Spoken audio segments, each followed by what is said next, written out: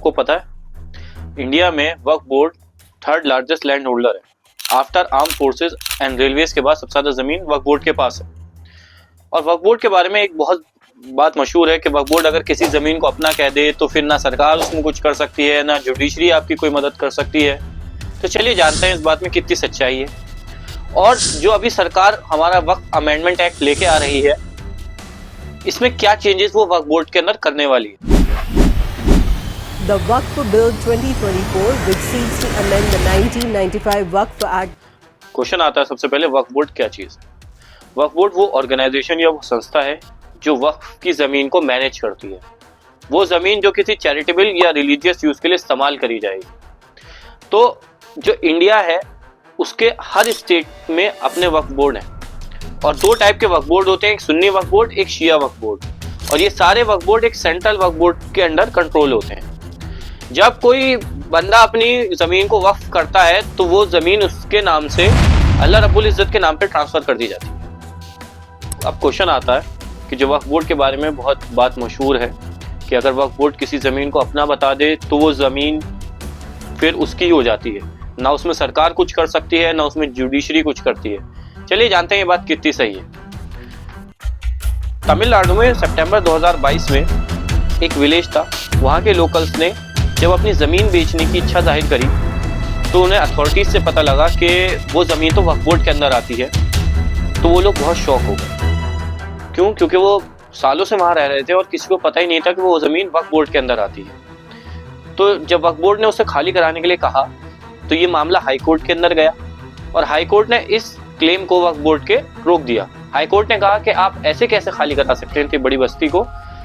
तो इस इंसिडेंट से पता लगता है कि ऐसी बात नहीं है कि वक्फ बोर्ड के पास पूरी अथॉरिटी होती है, हाई कोर्ट उसको रोक सकता है। चलिए जानते हैं कि अब तक सरकार का वक्फ बोर्ड के अंदर कितना इन्वॉल्वमेंट था। जब भी वक्फ बोर्ड किसी जमीन को क्लेम करती है तो सबसे पहले उसका सर्वे होता है और वो सर्वे एक सर्वे कमिश्नर करता है। जो सर्वे कमिश्नर होता है वो स्टेट गवर्नमेंट खुद अपॉइंट करती है, वो उसका पूरा सर्वे करता है। और अगर किसी जमीन पे कोई डिस्प्यूट निकलता है तो उस डिस्प्यूट को डिसॉल्व करने के लिए, ठीक करने के लिए एक ट्रिब्यूनल कोर्ट बनाया जाता है। ट्रिब्यूनल कोर्ट एक स्पेशल कोर्ट होता है और ये ट्रिब्यूनल कोर्ट के अंदर 3 मेंबर्स होते हैं। पहला तो कोई रिटायर्ड जज, डिस्ट्रिक्ट लेवल के जज, दूसरा कोई सिविल सर्वेंट, तीसरा कोई ऐसा पर्सन जिसे शरिया लॉ की बहुत ज्यादा अच्छी नॉलेज होती है। और ये जो ट्रिब्यूनल कोर्ट होता है इसका डिसीजन फाइनल होता है।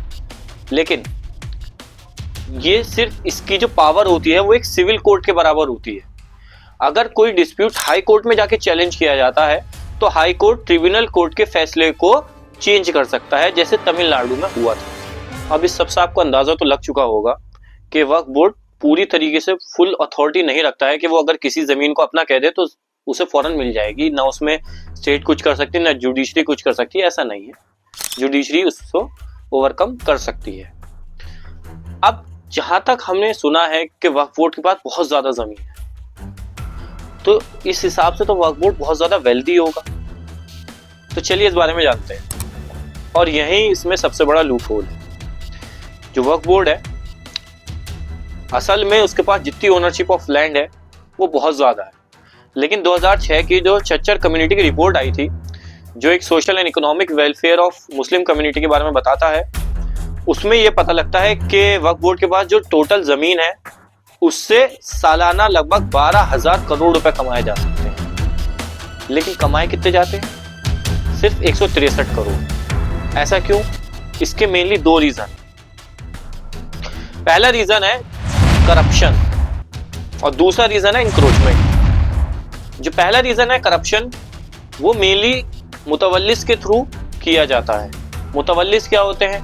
मुतवल्लिस वक्फ बोर्ड में ही एक पोस्ट होती है जो हर एरिया के मुतवल्लिस अलग होते हैं जो उस एरिया की जमीन को संभालते हैं। कई बार ये देखा गया है और सच्चर कम्युनिटी की रिपोर्ट में भी ये बताया गया है कि जो मुतवल्लिस होते हैं ये वक्फ बोर्ड की जमीन को अपने पर्सनल यूज में भी ले आते हैं और कई बार अपने जानकारों को ये जमीन इतने कम रेंट पे दे देते हैं कि जो फिजिबल नहीं। दूसरी साइड आता है इंक्रोचमेंट। सच्चर कम्युनिटी की रिपोर्ट बताती है कि वक्फ बोर्ड की जमीन पे कुछ प्राइवेट प्लेयर्स और यहाँ तक कि गवर्नमेंट खुद इंक्रोच करे हुए बैठी है। अब जो ये जमीन इंक्रोच है, कई कई जगहों पे इसका कोई रेंट नहीं आता, और कई जगहों पे अगर रेंट आता है तो वो बहुत पुराने जमाने के रेट के हिसाब से आता है। ये सारी वजह हैं कि वक्फ बोर्ड बहुत ज्यादा कमजोर हो चुका है, और इसी वॉइड को देखते हुए सरकार को एक मौका मिला और सरकार एक अमेंडमेंट एक्ट लेके आई, जिसमें उन्होंने ये वादे किए कि हम वक्फ बोर्ड के बहुत ज्यादा फायदे में ला रहे हैं और इससे वक्फ बोर्ड बहुत स्ट्रेंथन होगा और ट्रांसपेरेंसी, ये सब चीजें बढ़ेंगी। चलिए जानते हैं कि अमेंडमेंट एक्ट के थ्रू होगा क्या और क्या इसके पॉइंट्स हैं। जो वक्फ अमेंडमेंट बिल है, इसके अंदर जो पहला पॉइंट है कि इसके अंदर 2 नए वक्फ और ऐड करे जाएंगे। पहला है अगा खानी वक्फ और दूसरा है बोरा वक्फ। दूसरा पॉइंट आता है कि जो वक्फ बोर्ड के मेंबर्स होंगे उसमें नॉन मुस्लिम्स एंड वुमेन्स को भी इंट्रोड्यूस किया जाएगा। तीसरा पॉइंट आता है कि कोई बंदा अपनी प्रॉपर्टी जब तक वक्फ नहीं कर सकता है जब तक वो कम से कम 5 साल इस्लाम की प्रैक्टिस ना कर चुका हो। अब पॉइंट्स यहाँ से शुरू होते हैं जिसकी वजह से इसे अपोज किया जा रहा है। पहला वजह है जो पावर पहले सर्वे कमिश्नर पे होती थी सर्वे करने के लिए, अब वो पावर कलेक्टर पे शिफ्ट करी जा रही है। तो इस पे ये क्वेश्चन उठा रहे हैं लीगल स्कॉलर कि कलेक्टर, अगर मान लीजिए डिस्प्यूट गवर्नमेंट और वक्फ के बीच में ही है तो इसके क्या चांसेस है कलेक्टर खुद गवर्नमेंट का ही बंदा होके गवर्नमेंट के खिलाफ कोई एक्शन ले लेंगे। दूसरी चीज आती है इसमें कि डिजिटल रजिस्ट्रेशन का, ये सबसे बड़ा मुद्दा है इस टाइम। दरअसल वक्फ के पास बहुत ज्यादा जमीन है और सरकार ने उसे टाइम दिया है सिर्फ 6 महीने का। 6 महीने के अंदर उस सारी जमीन को ऑनलाइन रजिस्टर्ड करा पाना बहुत मुश्किल है, क्योंकि आप सबको पता ही है इंडिया में जो सरकारी काम होते हैं वो बहुत ज्यादा तेजी से होते हैं। तो उस सारे काम को 6 महीने में रजिस्टर्ड करा पाना इतनी सारी जमीन को लगभग इम्पॉसिबल है, और अगर वो नहीं करा पाते हैं तो वो सारी जमीन सरकार के हाथ में चली जाएगी और उस पर कोई जुडिशियल ट्रायल भी नहीं हो सकता है फिर। तो ये सारी पॉइंट्स से अब आप बताइएगा कि इससे कितना फायदा हो रहा है या कितना नुकसान हो रहा है।